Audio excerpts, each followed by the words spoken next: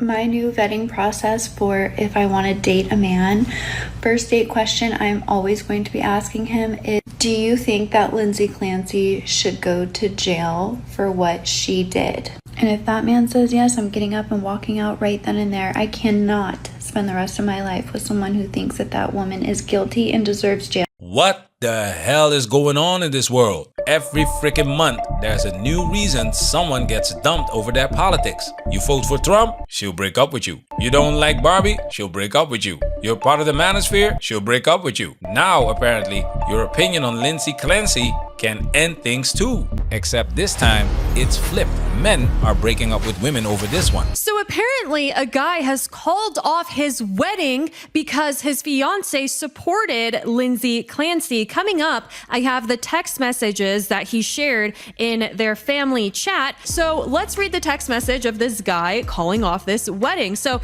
this girl says, "You're really breaking up with me over an effing opinion?" He says, "I'm not breaking up with you over an opinion. I'm breaking up with you because that opinion showed me a fundamental difference in our values. I can have compassion for someone struggling mentally without excusing what happened to those children. If I'm choosing someone to potentially be the mother of my kids, I need to trust their judgment completely, especially when it comes to protecting them. What you said created a doubt in me that I can't ignore or gamble my future children." It's fascinating because this guy simply could have left and said, you know, something's not working out. But the fact that he believed that it was important to let her know why he was leaving shows that he actually believes that it's a pretty scary thing. We can't verify the full context on this, but if it's real, a man ended an engagement because one opinion revealed something about his fiance's judgment he couldn't unsee. Agree with him or not, that's not nothing. That's growing male fatigue with the current gender climate, showing up in real relationships over a case most of these men have no personal stake in. But here at Dumpster Fire, as is often the case, it's not the thing, it's the reaction to the thing that says more about where we are at as a culture. There are many women out there who simply cannot, will not be held accountable, or even allow other women to be held accountable. So, what are women fighting for? Because watching this reaction, I found myself asking a question I didn't expect to be asking. What exactly is the fight anymore? Because this doesn't look like a fight for legal equality. It looks like a fight to be seen, heard, validated, believed, protected from judgment itself. And that's a real distinction worth sitting with. Wanting compassion is one thing, but what happens when being supported starts to mean being shielded from accountability? If I've learned anything from this trial, it's that if I was Lindsay Clancy, I would have killed my husband, not my children.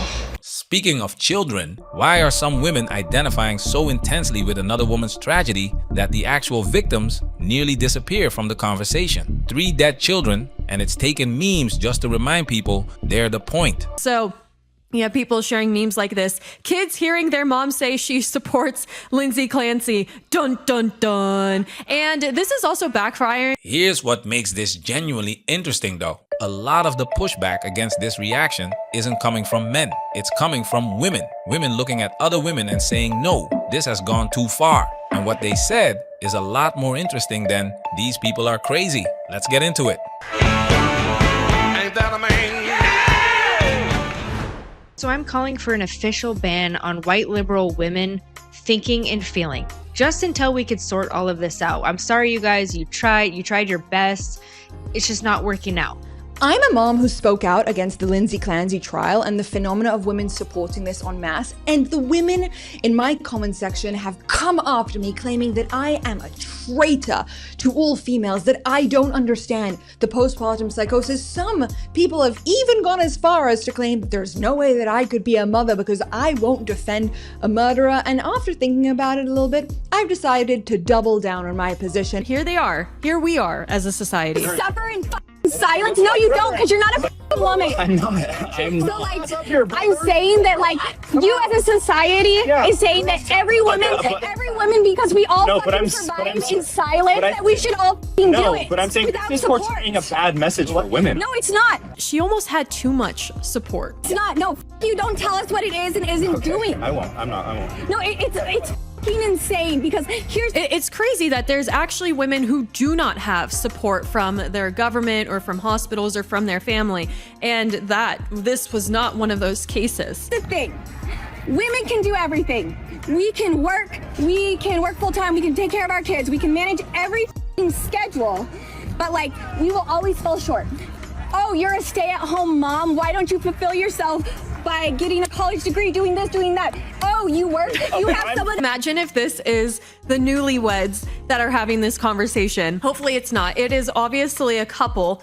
I hope that they don't seem right for each other. Listen to how fast this drifts from Lindsay Clancy specifically into a sweeping grievance about women having to do everything. Watch the dynamic. He stays calm, she escalates, and it stops being disagreement. It becomes, "You don't get to tell me what women need." That's the tell. This isn't about Lindsay anymore. Something else is running underneath it, and there's a real contradiction sitting in plain sight. She's arguing women are crushed by impossible expectations, using a mother who killed her 3 children as the evidence. Support doesn't mean exemption. You can say women face real pressure and still say this case doesn't prove what she wants it to prove. Using this case to do it, I don't think is smart. I'm saying, okay, you can, so I think a woman killing her 3 kids is not the hill to die on of this is what women need and this is the healthcare they need. No. What I'm saying is that, yes, we do. So that I'm not saying you're wrong. Maybe what I'm saying is that, like, what I'm saying is that women are surviving because at our core, at our absolute core, we want to take care of our children. Let me finish. Don't. Trying to say that she is not criminally liable. That's what I'm saying. To some extent, it seems like her arguments are contradicting itself because it's actually rooted in the whole like insane, very liberal feminist ideology that women shouldn't stay at home, that they should be going to work. But that's what this woman is actually complaining about because she's saying that women have to do everything, work and take care of the house. But to some extent, people are going to be like, well, women have created this for themselves. Boom! This is exactly what we're talking about here. What are women fighting for? Because now we're getting right to the contradiction. She's saying women are expected to work, raise the children, manage the household, and somehow do everything perfectly. But then she's using the case of a mother who deleted her 3 children to make that argument. This is an extraordinarily difficult hill to choose. You can argue that modern women are under enormous pressure, but that doesn't automatically make this particular case evidence of society failing women. And when the argument starts moving from women need support to therefore this woman's actions need to be understood through that lens, we've crossed into very different territory. The foolishness. Defensive insanity. A defense lawyer would never do that unless it was 100% certain that she did kill her kids. Here's the thing. I don't. And how many mothers are there in the U.S. or in the world? And how many of them do that? It takes a sick individual. Do you know how many mothers suffer from postpartum depression? Yes, and how many of them kill their 3 kids? That's an extreme, like. So I do agree with the guy because even if she's not wrong that a lot of women suffer from mental health issues, this is not the proper time to be discussing it. I don't understand why we need to discuss women's health in an instance where a woman just murdered her entire family. Mental illness is real. Postpartum depression is real. None of that answers the actual question in this case. Millions of women go through serious postpartum struggles without killing their children, which means the struggle alone was never going to explain the outcome. So watch what's actually happening here. Compassion sliding into a free pass, 1 inch at a time, until nobody notices the line got crossed. So I know I'm gonna get so much hate for this, but I don't give a f. Lindsay Clancy didn't do it. Like, she didn't do it. And the fact that it got this far, it gives me absolutely no hope in the justice system or investigators. Like, holy f, she didn't do it. It is so painfully obvious That's all I have to say. Like, what the Her own defense doesn't dispute that she did this. Neither side of the actual trial contests it. And still, total certainty, zero hedge, that she's simply innocent. Look at how hard it is for some people to even entertain the idea that a woman could be fully responsible for something this horrific on her own. It has to be the system, the husband, society, anything except her. Flip the genders on this exact case. Ask yourself honestly if that same unshakable certainty survives the swap.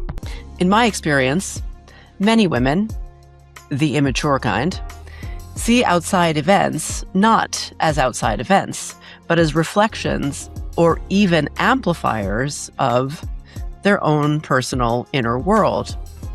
Even in my mostly normal, not insane friend groups, I have noticed a little bit of these tendencies in my friends and in myself.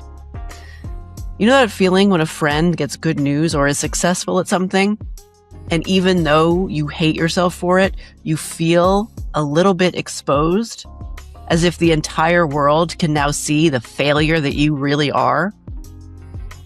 Somehow, for us women, it can be much more bonding when we are all less than. Especially when I was younger, I had this reaction just as much as the next chick. And I have had to make a conscious effort to suppress it, ignore it, and with a big, wide smile, say congratulations with all the warmth and authenticity I can muster. I've done this so many times, in fact, that I have retrained my nervous system, and now it is 100% genuine. Side note, being middle-aged has some serious advantages because you finally realize that not everything is about you. But I digress. Woo! She just spilled the beans, gentlemen, because what she's describing here is something we've talked about on this channel before. Solipsism, not the philosophical claim that other minds literally don't exist. I'm talking about the tendency to interpret external events primarily through your own emotional experience. Something happens to someone else, and somehow you become the center of the story. That's where the POV meme becomes interesting. The meme captures a particular phenomenon. Your internal emotional state becomes the lens through which you interpret everything happening around you. And that can become especially powerful when identity gets involved. Hi Lindsay, I'm Dr. Sterling. I don't even know if you're allowed to watch videos like this, if someone can show it to you, I don't know. But I want you to know that I believe you. From my perspective as an OBGYN, I believe that you were over-functioning throughout your entire postpartum period. I am blown away by how hard you were working to get better, while also working as a mom.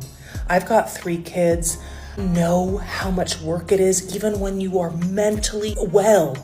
It's so hard to take care of 3 kids. Obviously, hindsight's 2020, but I don't know what else you could have done. You were far beyond what should be expected of a single individual. You have galvanized us women in a really powerful way. And I'm not quite ready to tell my story yet, but when I eventually do, it's going to be because you came first. And you showed all of us that we can be honest and we can be real about what we experience as mothers. So thank you. And, you know, I hope that you're seeing our support because we believe you and we are proud of how hard you advocated and how hard you tried for yourself. And we know you miss those babies every day. Because suddenly, another woman's tragedy isn't simply another woman's tragedy. It becomes, what does this mean about me? What does this say about women like me? What does this say about the way society treats women? And suddenly, the dead children become background scenery in somebody else's emotional story. That's the danger. Women also, at the same time, occupy an extremely privileged position in the human psyche. And the sight of an upset woman often triggers automatic protection instincts in other people. Look, I am a woman. I struggle with this too. How many times have I done that thing that we all do? We assure a friend that no way, they're absolutely not to blame in a situation where they may be a teensy-weensy bit to blame. I am past 50 years of age, and it's still hard for me. Our drive to reassure and comfort those we care about is very strong. And for some reason, it is especially strong with other women that we care about. Because our feelings are so incredibly finely tuned to each other, for most women, anything that disturbs the harmony between us is incredibly uncomfortable. This goes double for mothers. For many, it is impossible to accept that a mother would hurt her children. And when confronted with incontrovertible evidence that it happened, they rush to make excuses and whitewash it. Get home, she looks at you and says, "Oh, the kids are in the basement." No, that's not how that works. Her Apple Watch charger was off. There was footprints found in her bedroom, and she was wearing socks. Tell me how that adds up. Her body temperature being 82 degrees when it's supposed to be 96.8. That is literally... She was also outside in the snow, though. It doesn't matter. She could have got cold. For 5 minutes. If that last baby was able to be resuscitated, it's like taking an ice bath. When I go and take an ice bath, does my body temperature drop to 82 degrees? Know. No, it doesn't. But, so you're telling me Lindsay Clancy did not kill her kids? I would die on that hill. And you know what? When this case gets solved, I promise you I'll laugh in your face. I'm scared. Watch what's actually happening in this argument. It stops being about the facts and becomes about winning in front of him. Her certainty rises exactly as the ground under her gets shakier. That's the whole pattern in miniature. When being right feels more urgent than being correct, the evidence becomes optional. Because as I look online right now, all I can see are more and more and more liberal women falling for a deranged online mentality that actually makes them think that it is more important that they support other women than they support the rights of children. The tragedy has shed a spotlight on maternal mental health, and Lindsay supporters say treatments of postpartum illnesses needs a reckoning. Michael, notice how they conflate the tragedy there. They call it a tragedy, trying to give credibility to the fact that we all view this as a tragedy, but let's be clear, they view this as a tragedy for Lindsay. Most importantly, where are all the mass people coming out for these victims? Where are the candlelight vigils for these victims during all of this? The true tragedy is that this just happened to Lindsay Clancy. It's not something she did. It's something that just happened to her. Her murdering her own children just happened to her. That's the way that they're phrasing this. Pay attention to it. It's all now just background scenery in front of which these crazy women can act out their own sad dramas. Call me Pollyanna, but I just refuse to believe that we are not better than this. Women are absolutely capable of honor and stoicism and bravery. Marie Antoinette was perhaps the most famously indulged and frivolous woman of all time. And she went to the guillotine, by all accounts, with bravery, dignity, and no self-pity. I'm starting to suspect that without God, a benign and supernatural authority figure, it might be impossible for women, and men too, to reach that state of dignity. Lord knows we could not be farther from that standard now.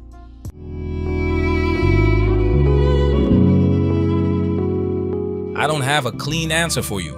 Honestly, I don't want one. Because this is bigger than Lindsay Clancy.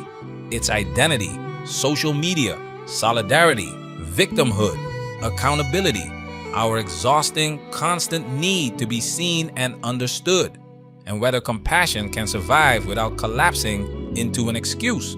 I want women heard. I want men heard. I want victims heard. I want people who've done terrible things held accountable. Those aren't in conflict. They have to coexist, because the second compassion requires you to abandon accountability. You've stopped helping anyone. You're just protecting your own reflection in the case. So, what are women fighting for today? Not 50 years ago, not 100. Today, if the honest answer is increasingly, I want to be seen, I want to be heard, I want to be validated. Here's the harder question underneath that. Why does anyone feel invisible in a society where everyone already has a camera, a microphone, and an audience in their pocket? I'll leave that with you. Listen to all, follow none.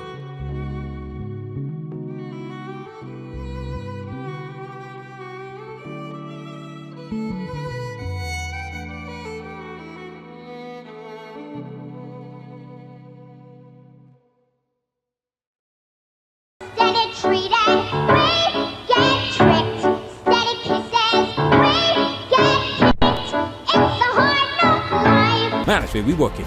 Protect yourself at all times. This video has officially been highlighted.